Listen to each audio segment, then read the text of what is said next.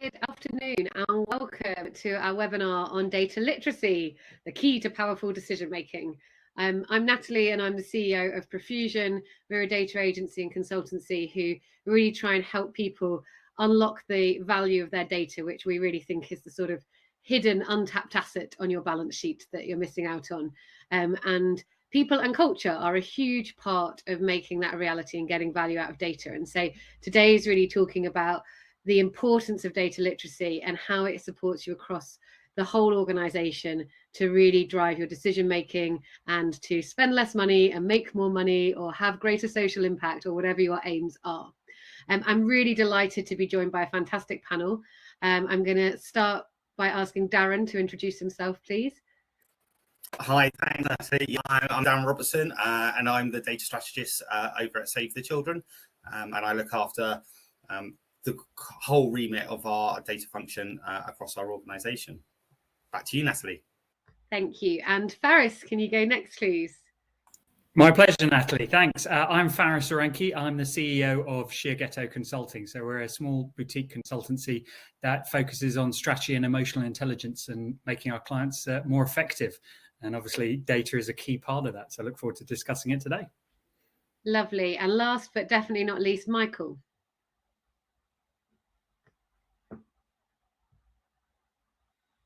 Michael, we're not hearing you.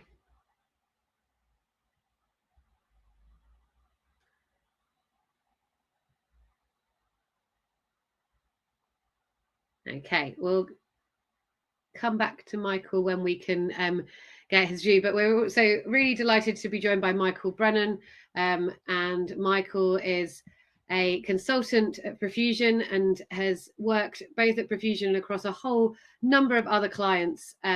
We're looking at social and technology trends, so from anyone from Fitbit and O2, he's done some really interesting insights work, and he is also our data guru and our DPO. But most importantly for today, he ran this really interesting benchmarking survey that he's going to share some insights from. So we're going to come to Michael a little bit later, and hopefully his microphone is working. Just to say, we are going to do a Q&A. Quite a lot of this is going to be Q&A. We really want to get you involved. We want to answer your questions. So please do just drop your questions in the chat all the way through. We'll pick them up and we will definitely address them because we really want to hear from you. There are also going to be some polls throughout, so please engage in them because we're going to see what you think about some of the results.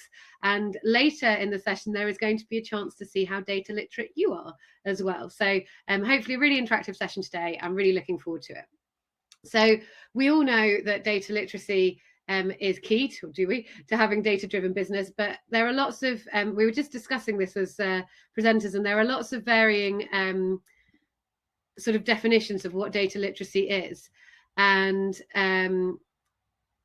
this is what Gartner describe it as. So they say data literacy is an essential part of data-driven culture. And just moving to the next slide, they define data literacy as the ability to read, write, and communicate data in context, including an understanding of data sources and constructs, analytical methods and techniques applied, and the ability to describe the use case, application, and resulting value. So sounds pretty detailed. I like to think of it a little bit in a little bit less technical language as do you know what the art of the possible is? Do you know what the pitfalls are in using data? Do you know how to ask the right business questions of your data? Do you know who all these people are and what all these terms are in data? And ultimately, can you use it in your day-to-day role? Can you interpret results? When you look at a graph, do you know what that means? And can you put it into action in your day-to-day role to be able to take the next best action for your business, for your organization, for your charity? And Michael, I think we defined it slightly differently as we went into this benchmarking survey. So you might want to add something here. I'm really sorry, Michael, we're still not getting you.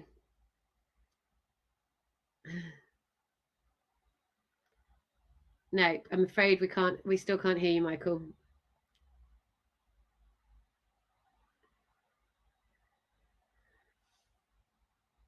So perhaps, Michael, maybe you could rejoin the webinar.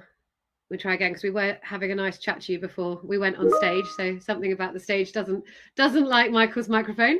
And we'll tell you a little bit about this study that we did on the next slide. So we did this data literacy benchmarking study because in our experience working with lots of organizations, we feel that a lot of the reason that 80% of data projects don't realize their value, which is pretty horrible statistic to be dealing with, is because of people and culture, and is actually because people don't have the understanding in the organization to be able to ask the right questions of it, do the right things with data, and ultimately get the results that they want. And so, but this was sort of a hypothesis based on lots of experience of working with lots of different people. So we said, well, hang on a minute, we need to go out and make sure that this is actually true. So have we got Michael?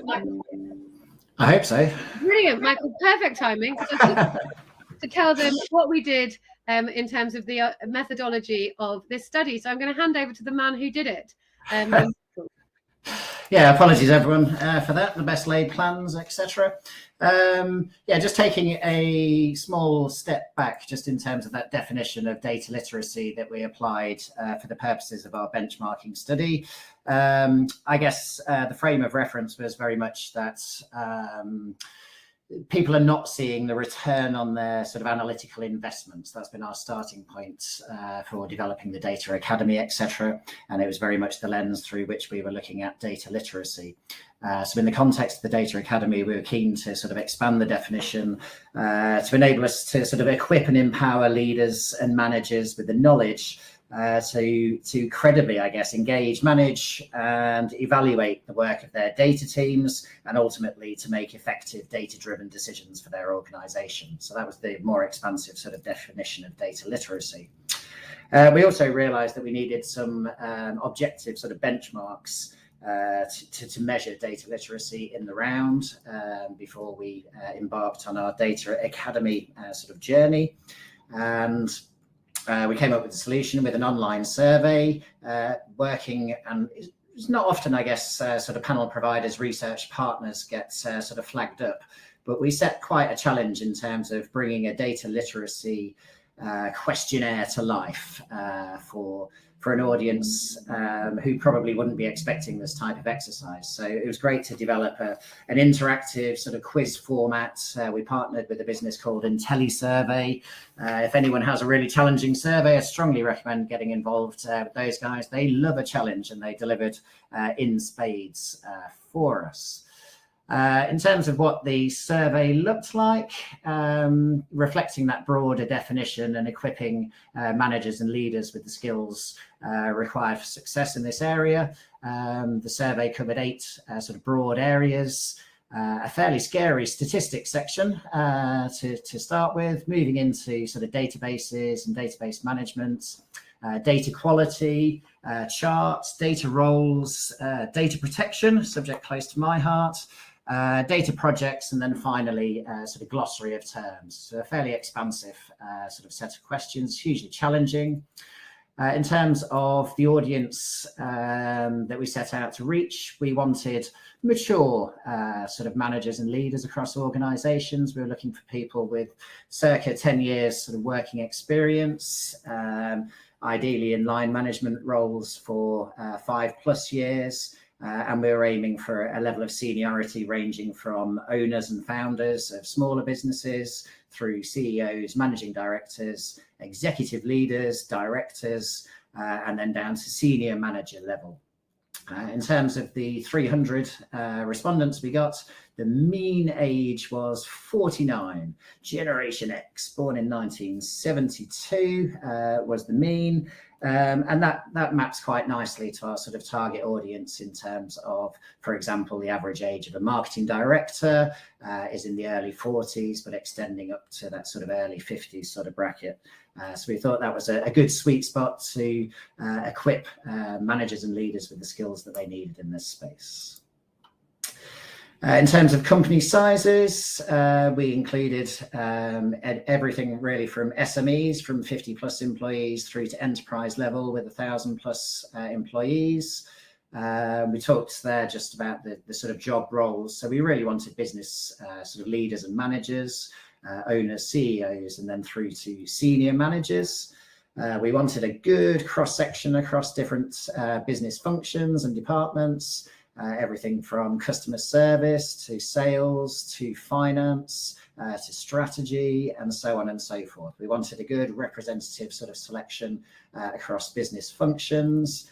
And then equally, we wanted a good spread across industries. We deliberately didn't set sort of hard quotas, but we set the research partner a remit of getting a breadth of respondents from across different industries. And just a few sort of highlighted there on the slide, ranging from health and pharmaceuticals to arts, retail, wholesale, retail, education, and many, many more, which gives us a nice way of cutting and slicing the data, some interesting sort of insights that Natalie will share with you, resulting from those industry and particularly functional sort of splits. And just reflective of, the way that the sort of survey was set up, we got some excellent sort of feedback, as I say, for a challenging survey. You can see for yourself there that people found it very interesting and challenging, detailed and comprehensive. People actually enjoyed completing the survey, found it a great experience, very stimulating. A lot of people also commented that they kind of discovered things that they didn't know that they kind of should know as they were going through the exercise. Again, just by way of example in terms of how we brought it to life. So you can imagine there was a lot of quite dry questions, particularly around statistics.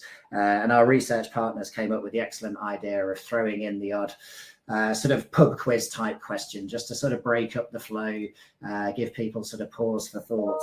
So an example of their sort of creativity there was that one of the questions was inviting people to guess the correct lifespan of an ant.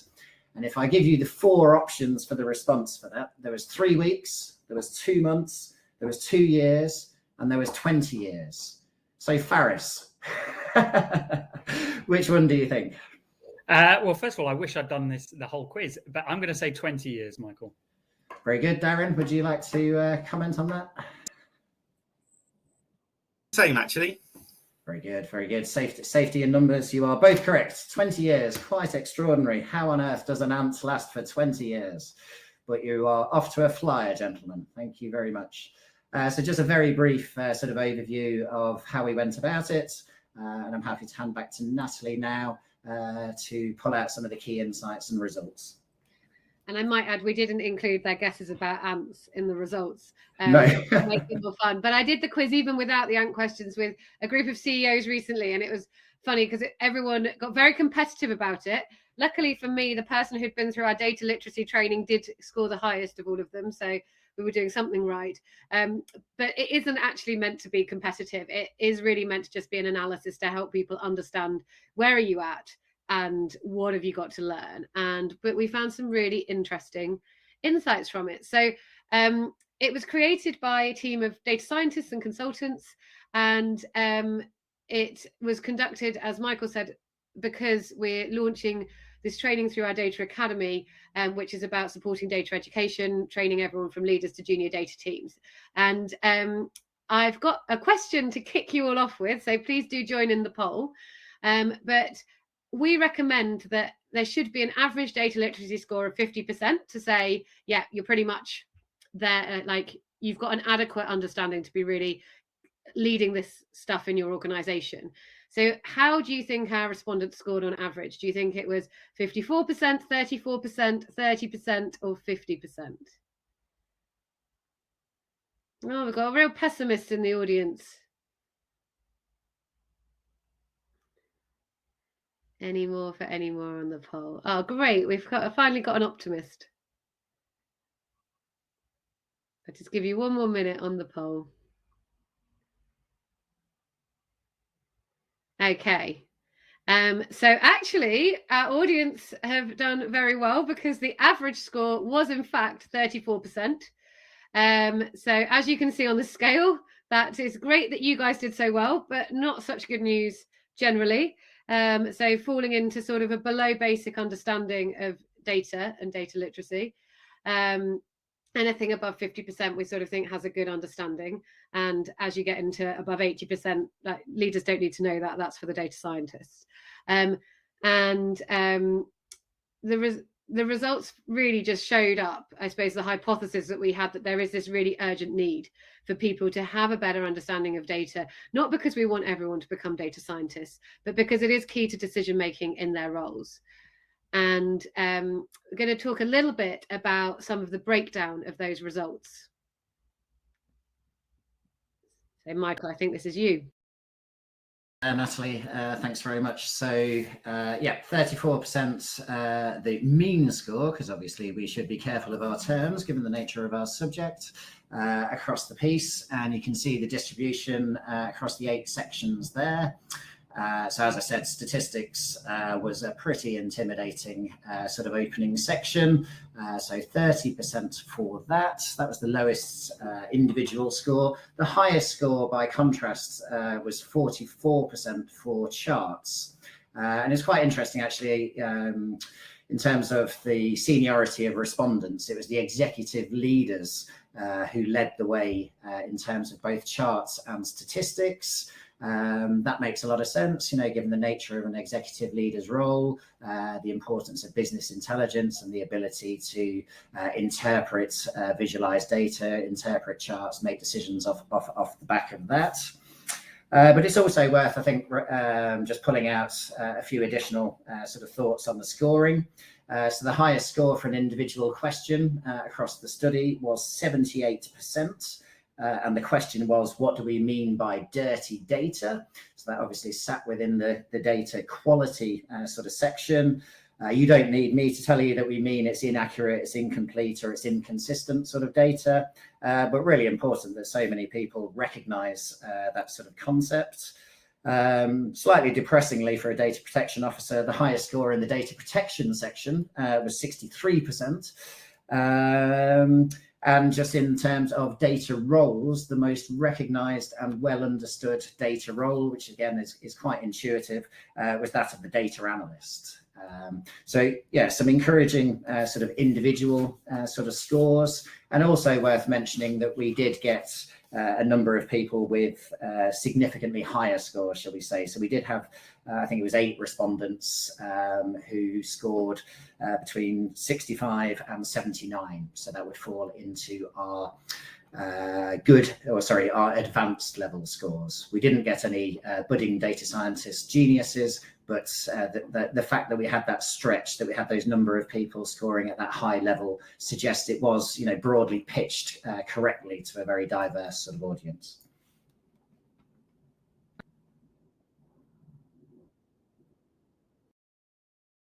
The sort of breakdown and the results. So as you can see, as Michael said, we did have some distribution, but almost everybody was falling, sort of just under 60% were falling below basic. And what we wanted to test you guys on next is, which job title do you think scored the poorest? So we're going to launch our next poll: MDs, senior managers, CEOs, or owners?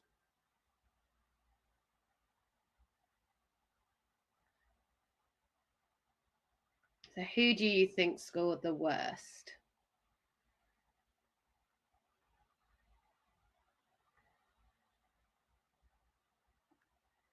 Few people deliberating. Oh, someone's come in with a senior manager option.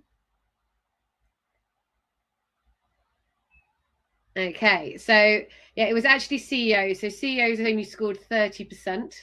They were the bottom scoring of all categories. As you can see, it's not a massive distribution, though the director level was scoring at 39%, which was quite significantly higher than the CEOs. And you might say, well, that's all right, because CEOs have to have, Faris and I might excuse ourselves, we have to cover so many areas. We can't possibly know any of them in detail. But we're not suggesting that they need to know this in detail. And if you think of the role that data plays in a CEO's role, it's really critical, because actually we're the ones making the ultimate purchasing decisions about things. We're the ones interpreting the data and suggesting how we should, making that call on how we should move the business forward because of it. So it's really, really critical. And also, frankly, we're the ones that end up in jail if we get GDPR wrong. So it's, really, really important that CEOs are confident consumers and sort of customers of data, and they're not currently. And so there's a lot of work to do there. And I think particularly as we've seen over the last couple of years, the world can change very, very quickly, and actually being able to assess and interpret the data can be a really critical role a really critical tool in the leadership toolbox to be able to support them to make rapid decisions in changing circumstances, to understand the financials and the business data, to take more rapid decisions, which we see tend to help you to be more successful as you go through challenging times. And, the thing is, if the leadership don't understand, and you can invest all the money you want in a data team or in technology, but you're probably not going to get the value out of it because it's not going to be connected to your business strategy in the way that it should be. And then we also looked at data literacy per sort of group, functional group. And you'll see here that those working in operational roles, managerial functions, and design engineering led the way at sort of 39%. And those in customer services showed the lowest level of data understanding with 22%. And that was quite interesting because marketing were doing all right at sort of 33%. And if you think about how much we use data in marketing to be able to identify the right customers, to be able to understand customer behavior, it's not then translating through to the people who are actually talking to them.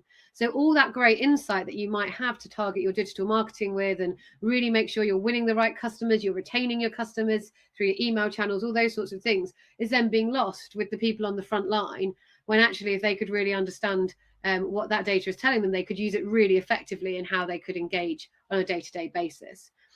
And so also wanted to introduce another poll to ask you, which age bracket do you think performed the best?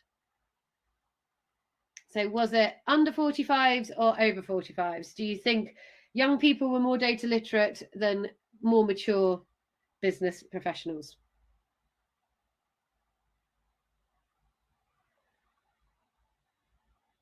Yeah, lots of people picking the under 45 option. You were actually wrong on that one. You've been doing well so far. But the sort of what we found is age isn't a guide to data literacy, and actually the 45 plus, which we would probably term digital adopters rather than the younger professionals, were the ones who performed better. And I think typically people can be led to assume that younger professionals are digitally native, they've got this, or they've grown up with this, they understand it. But actually that's not what we saw in the data. Now, what we don't know is whether that's because these digital adopters have been more proactive in upskilling themselves to catch up, or do they understand it better, or is it that companies have actually been directing more of their resources towards this cohort, thinking they're the ones who have potentially got a gap? So we don't have the answer to that, but it was interesting that perhaps that natural assumption you might make didn't play out in the data. And then we also saw by industry some real extremes. So the ones scoring particularly high were education, information, and communications. That's probably not a shock to anybody on this call. I mean, education have been dealing with data for years, are measured by data. They have it coming out of their ears. Information and communications are people who have typically been using data and technology for longer than other professions. But very interesting to see retail with the lowest score. And if you think about what we've seen on the high street in recent years and the sort of death of the high street and this move to digital and online, and how the brands have really adopted the data digital first approach, have been the ones that have been able to progress rapidly. And retailers who haven't sort of moved as quickly are the ones who we've really seen flounder and often sadly go out of business. And so it's interesting to see that actually, in terms of the professions and the leaders at the top of those organizations, that's still who we're seeing as performing the worst at data literacy, where it can really be make or break in their industry. And I wonder if we can do another poll to see what you think, because we also looked at it by business size. So which size of business do you think performed the worst? So either under 50 employees, really small businesses, the sort of medium-sized enterprise, 51 to 999, or large ones of 1,000 plus employees.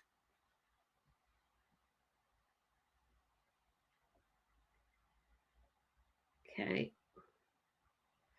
Mixed response, but we're looking like we generally think that small businesses perform the worst. what we actually found was there's a squeezed middle. So large businesses did well, small businesses, well, in relative terms, obviously, no one did brilliant. Not many people did brilliantly well on this, but in relative terms, the larger businesses and the smaller businesses actually did all right, and in the middle, they slightly underperformed. And while smaller businesses tend to lack the funding perhaps needed for data literacy education, it possibly prompts them to use skills they already have, and also, people having to stretch across, leaders in small businesses have to stretch across multiple roles and upskill themselves because there just is nobody else to do it. They can't delegate it to anybody. And in larger businesses, obviously, there's likely to be more investment to train employees to a higher standard. Again, nobody was performing amazingly, but that was sort of what the split showed us, and we saw it slightly lost in middle employees. All of these stats we've put together on an infographic, so if you find this interesting, at the end of the webinar you will be able to download that infographic if you want to use it to encourage people in your business to think about data literacy and to understand how far we have to go. And so, what have we learned from all of this? And I'm going to hand back to Michael to sort of give a few comments, and then we're going to head into a panel discussion to talk a little bit more about data literacy. And please do use the chat, because we'd love to have your questions when we get going. And it's great to see somebody has already asked us one, so we'll be answering that very shortly, and do get other questions coming. Michael.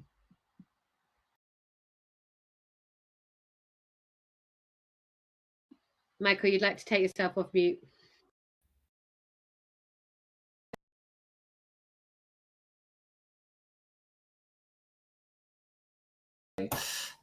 We've certainly exposed, I guess, the sort of scale of the challenge, and hopefully sort of made a contribution to growing awareness of the complexity of the sort of issue. I guess we've got a number of hypotheses that'd be interesting to see how they play out through the Data Academy and sort of elsewhere. As someone on the wrong side of 45, I was delighted to see the older citizens and older professionals stepping up to the challenge. We've all had to reinvent ourselves at least once or twice during our working careers. And I think there is a really important sort of lesson in there, that we can't make assumptions around data literacy. Just because you're digitally connected 24/7, 365 does not make you a data literate person.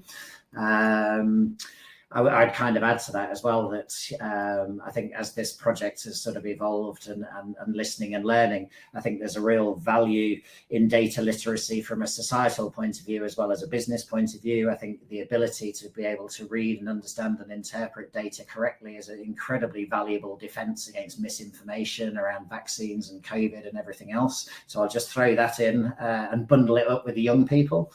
I think some of the insights by industry are really interesting. I think the gap, if you like, between marketing, sales and customer service suggests, there's a lot to be done in improving the flow of data across an organization, in making sure data is available to be used effectively by people in the front line. But that obviously begs questions around the appropriate level of data literacy for people at different in different roles within organizations. And I think, the seniority piece makes a lot of sense in terms of the results that we saw. I think directors leading the way, very much functional heads leading departments, etc. That makes a lot of sense. I think if we are going to grow the skills of the people in the front line, I think that senior manager role is really, really important to get them on board in terms of data literacy. So just a few thoughts, really. As I say, they're hypotheses at this stage. Great, thank you very much, Michael. Well, I'd love to get our panelists to join us in a discussion, and we've already got a question about, do you think data literacy is the most important priority for businesses this year? And I'm actually going to come to you, Darren, on that one, because I'd be quite interested in your perspective on that, because Save the Children work with so many businesses to support their work, as well as looking at their data internally. So, thank you. I think it is really important. There are a lot of challenges for businesses, but I think this is up there on the top challenges to solve. I think data literacy is a super important thing, particularly at Save the Children.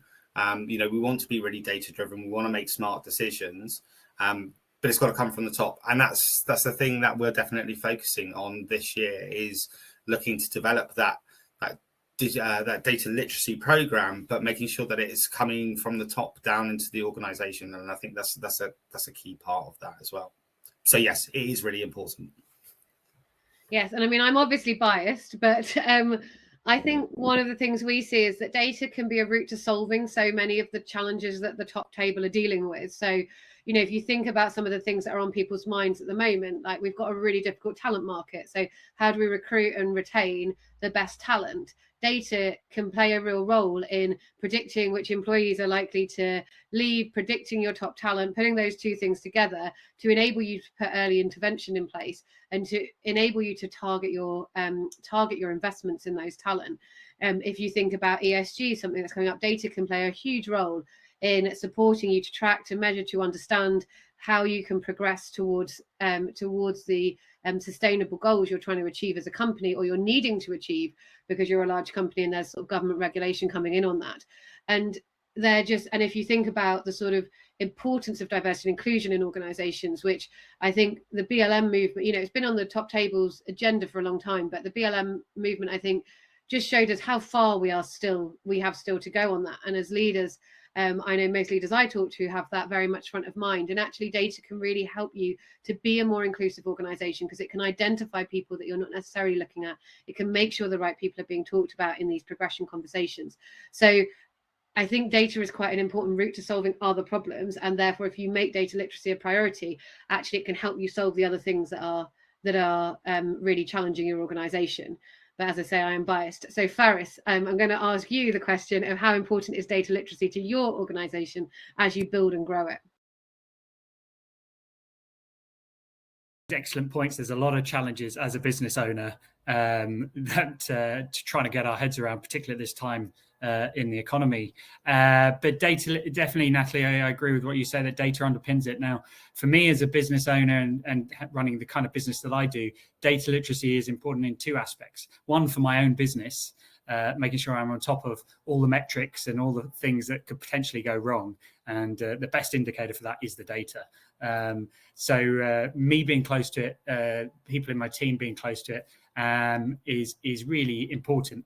And interestingly, I mean, unfortunately, I come from I'm a mathematician by training and used to be a maths teacher, so I can bore you senseless about data. But actually, my approach to it is to simplify as much as possible. Operate to the lowest common denominator, and keep the metrics as easy and understandable. And the other side of where it's really interesting, the kind of work that I do, if you think about, I go into companies and really work with them to help make better decisions, better strategies. And to do that, I always say you've got to lead by fact.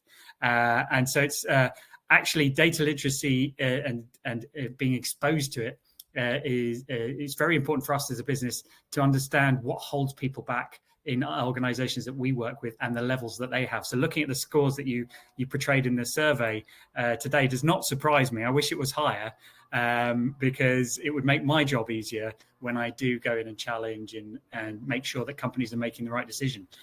So yeah, data literacy is all around us as far as my business is concerned. We've done a webinar before on the sort of costs of delaying decision making, and data literacy is a huge part of that. If you do not understand how to interpret the results that you're seeing, then you're unable to take rapid decisions that could actually switch off or on things, whether that's a marketing campaign or whether that's making decisions about resources or whatever. Actually, if you're able to interpret the patterns that you're seeing, you're able to make more rapid decisions, which can really impact the cost to you of, because there's a real cost to you of not making that decision at speed.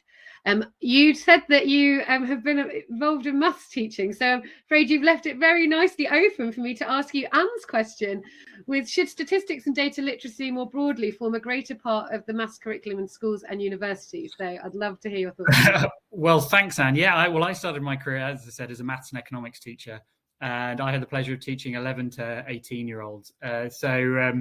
I'm definitely a proponent, but I think the challenge isn't the quantity, it's how you teach it. What I discovered is kids who get it love it. And, they kept me on my toes when I was teaching back in the day. But the problem is the kids who don't get it just switch off immediately.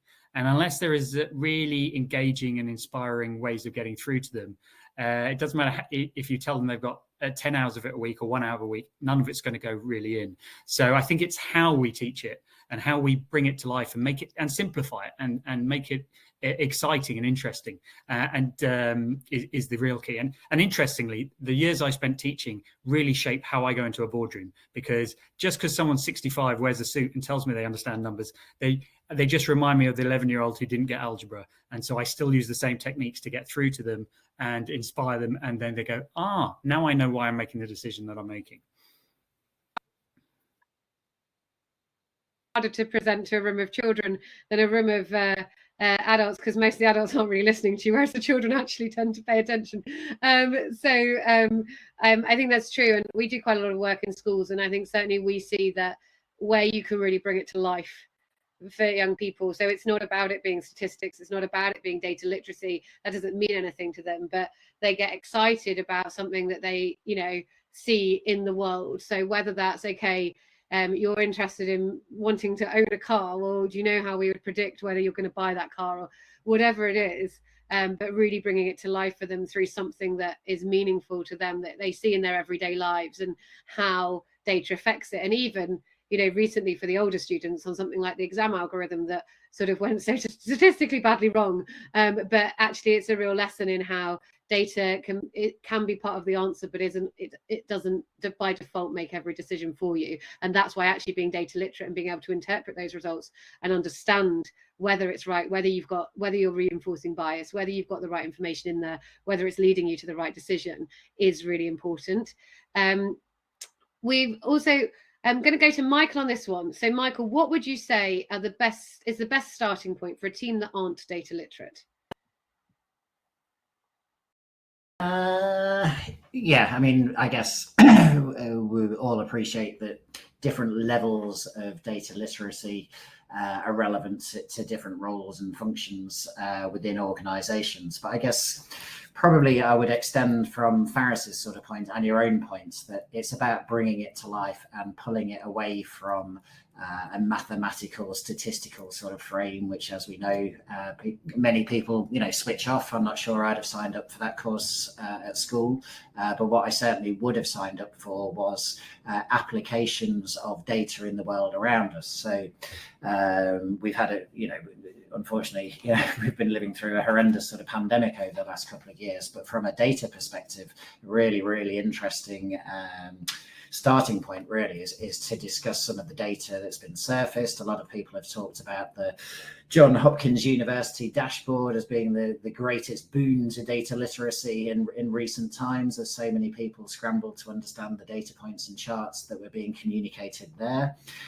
So I think starting with real life sort of examples, because I'm keen to emphasize that I think a degree of data literacy is a critical skill for citizens and society as much as it is for business in the world that we sort of live in. So I think starting off with a societal sort of example that everyone can relate to can be incredibly powerful.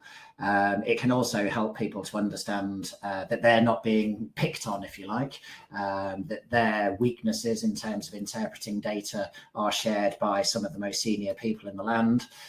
Only recently, David Davis, former government minister, senior backbench MP, was tweeting out about a study that claimed that there'd only actually been 17,000 deaths in the UK from COVID. Just extraordinary from someone of such seniority and you would hope responsibility in terms of their sort of communications. It was based on a complete misinterpretation of ONS data, etc., etc. So I think, a contemporary, useful, universally accessible example can help to sort of engage people in the conversation. I think it can help people to realize that it's not just about them. There's a bigger sort of piece there. And once you open up that conversation, you can then bring it into sort of more applied examples within their organization, whether that's sales data, forecast data, etc. But warming people up, I think, with something that they can all relate to, maybe from outside work, so they don't feel so threatened, I guess, as some people do by data analytics with all the scare stories around AI, can be very powerful. Yeah, we were actually with some clients on Monday, and they were saying that we're going into these workshops with the organisation. We've got a big job to do on data literacy, and so we're running these workshops. And I can't remember what they're called. And I said, "Well, that's your first mistake. Don't talk about data. That's not how you're going to get them there. Talk about the business, and actually sort of doing that really contemporary thing. What's on people's minds? What's worrying them? What's the KPI that they've got to move? How are they bonused? Like those are the things like that they care, work out what they care about and then think about how data can help them with that. That's when you'll get them to engage. So don't go in talking about data or statistics or terms. Go and talk to them about what matters to them. And we actually, in our data literacy training that we do for leaders, we actually start with the art of the possible, and we make sure it's relevant to whoever's industry, and we talk to them about some of the amazing things that data is doing in that industry, and we get them excited about that, and then we sort of work back from there to some of the nitty-gritty that they have to learn. But it's really getting them excited, and we get them to learn how to ask the right business questions of their data so that they can start to see how it's really going to solve things that they have right in front of them at the moment in time. And once you've got that captive audience, people are much more interested in then learning the stuff that goes behind it to help them to do it, but they need to want to do it first. So that's certainly sort of what we've seen, Rebecca. And Darren, I wanted to come to you because there's a question from Sarah about what has been your perception of how using the term data literacy has landed. And she's found some stakeholders can find being told they need to improve their data literacy a bit offensive. And is there a better way to put it? I don't think any of us like to be told we're illiterate. And I just wondered, given that's sort of the place that you're in at the moment of really pushing data literacy, how have you had any experience of that? Yes and no. So, like, I totally get it. I don't think anybody wants to hear that they're illiterate, right? I mean, it's not a great thing to hear, especially if you're a senior stakeholder in front of other senior stakeholders. It's not necessarily a great thing. I think, it's different. It's going to be different for different businesses. I think when I'm looking at what I'm doing at Save the Children, am I going to call it a data literacy program outside of the technology team? Probably, I probably will change it. I think there is something about also wanting to get people to buy into something. Again, it's about trying to make it a bit more sexier, right? Because we want people to really be into the data. We don't want, I guess part of the problem that I'm trying to solve at Save the Children is we don't want to make data literacy mandatory training. We want people to really want to do it to improve their job roles, right? And I think it's about phrasing it and framing it in the right way. What is that, Sarah? I can't tell you because I haven't come across what that term is yet, but it is an active thing that I am looking at, is about how can we frame this as something really cool and great and exciting, and not make it sound like, we're telling you off that you don't know very much. And it's about trying to balance how we do that.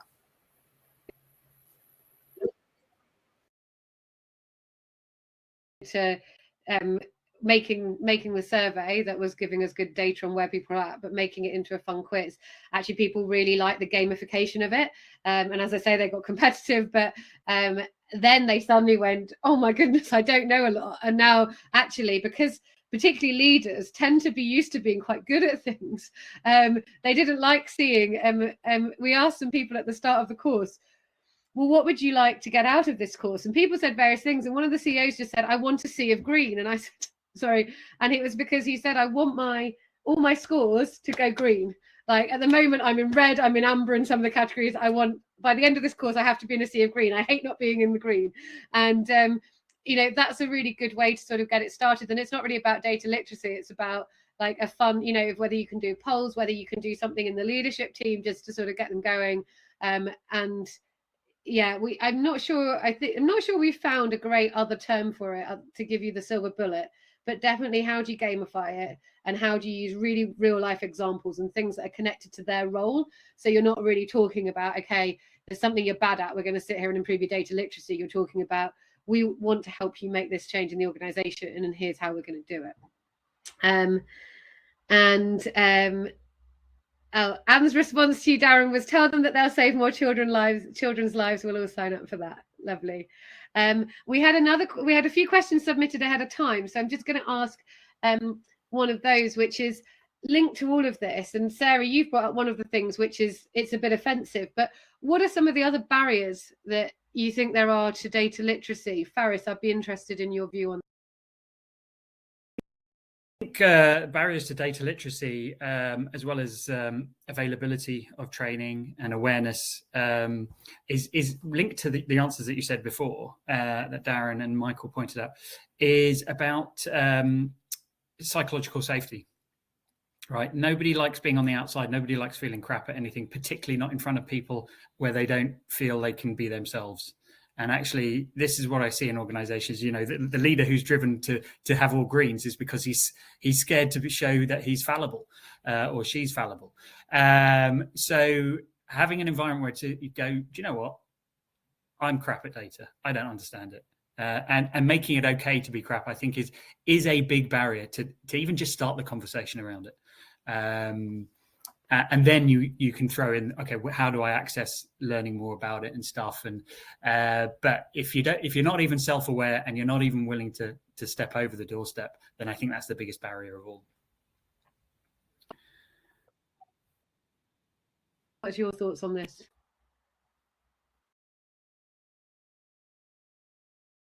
You know, I come from an organization where, and I'm going to particularly talk about like the fundraising and marketing side of the organization, where we've got a good group of analysts, and there is almost like a tendency, well, we have analysts, and it's an analyst's job to provide information to us and give us context. And data literacy, in my point of view, you know, in my mind, should be in everybody's job description. There is not a role inside my entire organization where people aren't touching and dealing with data. And it should become part of that job description. Like, an understanding of data literacy is like a core fundamental in the modern world, right? And I think it's about trying to overcome that. It's not my job. We have analysts to do that. But if we then task those roles, task all those jobs to analysts, they never have time to do anything that's groundbreaking for the organization, because they're just spending their time running self-service stuff that literally anybody in the organization should be able to achieve on their own.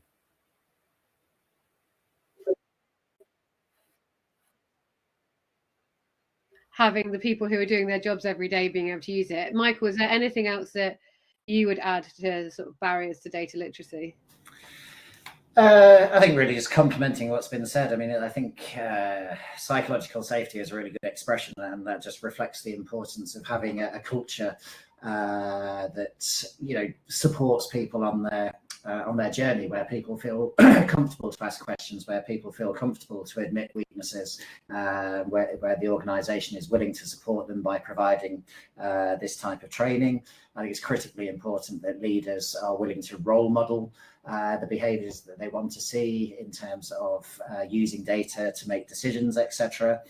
I think one of the key, absolutely fundamental issues is this one of structure and silos. And, you know, too often we've seen examples of data teams, you know, being recruited, big salaries, sitting in a corner as the data team, dressed very differently because they're the data team while everyone else is suited and booted. People don't really know what their remit is. They're not plugged into the business mainframe. You know, you've got to get that, break down those barriers and integrate the sort of data team to get those conversations going.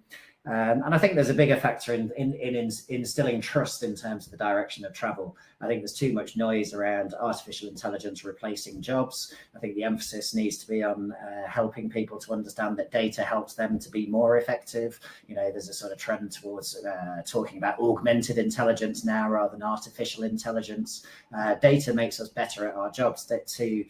The point earlier, you know, data will enable Save the Children to save more children. You know, it's getting that sort of message across. We're not looking to replace people. It's not about a fast track to automation.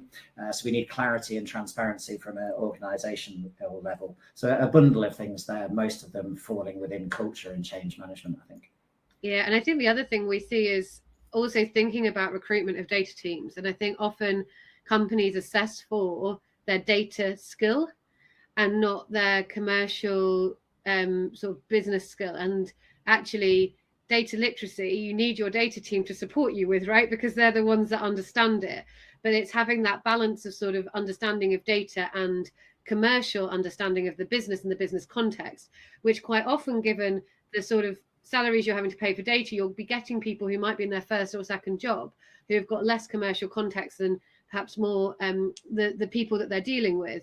And you need to bring those two things together to really be able to then support the rest of the organization to come on board. And so, you can see really successful data teams where they've appointed a leader who's maybe not come from the business rather than from data, and sort of then learns data and is able to sort of play that translation role. And I think one of the barriers we do see to data literacy is, as you say, Michael, the teams are separate, but actually the team doesn't have the skills to be able to do it, and the organization doesn't know the knowledge to be able to do it. And so it's hard to sort of bring the two things together, and you keep that disconnect.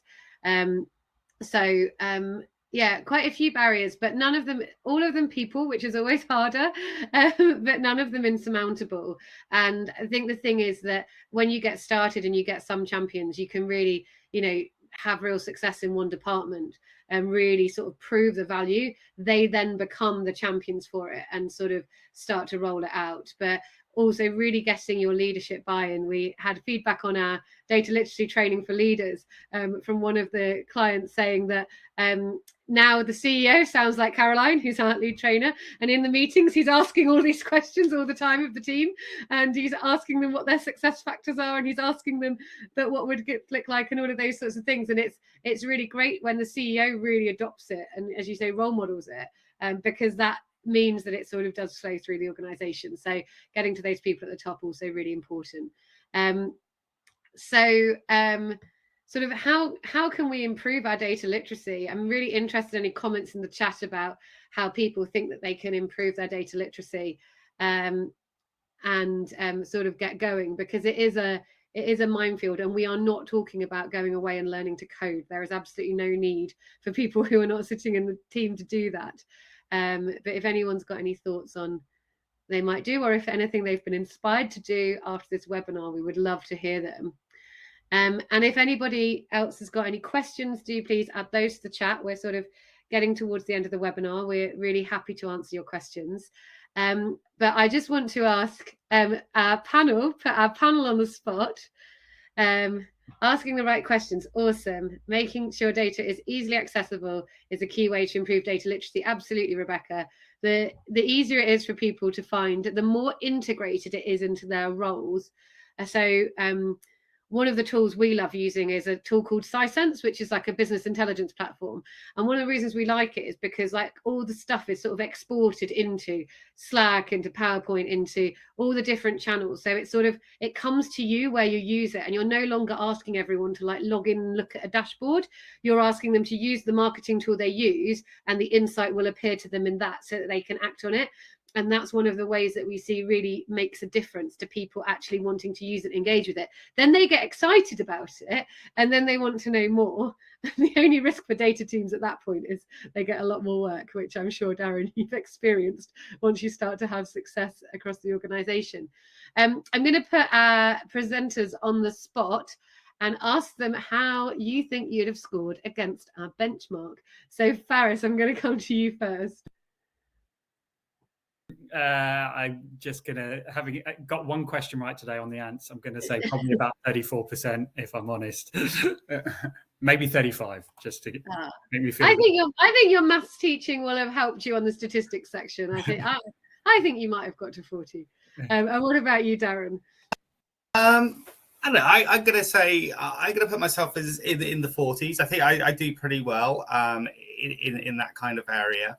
I think, you know, for me, I've had a nice broad experience across a lot of the different data functions. So from the storing and the database architecture and things, so I've got quite good ability to kind of understand those. So I'll put myself in that little higher group, I think. Awesome. And Michael, I'm hoping as my DPO, you're going to score yourself quite highly. After 7 years involved with Profusion as a data protection officer, sadly, I still only got around sort of 50%. But there you go. Not a bad platform to go from. Sounds good. As long as you scored well on the governance section. And so what we're going to do to the audience is to throw the chance open to you. We're not going to make you do the whole thing, but if you want to put your knowledge to the test, when we end the webinar, they will see a link pop up on your screens after the webinar. And if you answer them, you can gauge where you fall on the data literacy score to see what you're doing. Don't worry, we won't share your answers with anybody, but it will give you a bit of a feel.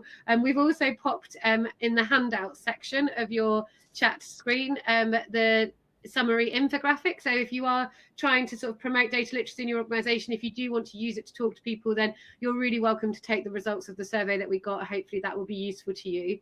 I want to say a really huge thank you to our panelists, Michael for doing the research and for sharing the research, because it really is so interesting, and Faris and Darren for sharing your own perspectives and your own experiences, and for showing us that even those of you who've been doing this for a while, we don't have it all right yet, and nobody's sort of got this perfect world of data literacy across their organization. We're all working towards it, but hopefully we can share some learning and help each other on that journey. And I hope everybody's found a few useful insights today that they'll be able to take back to their organization. So a big thank you to our panel, and thank you to everybody who's joined, and good luck on seeing how data literate you are.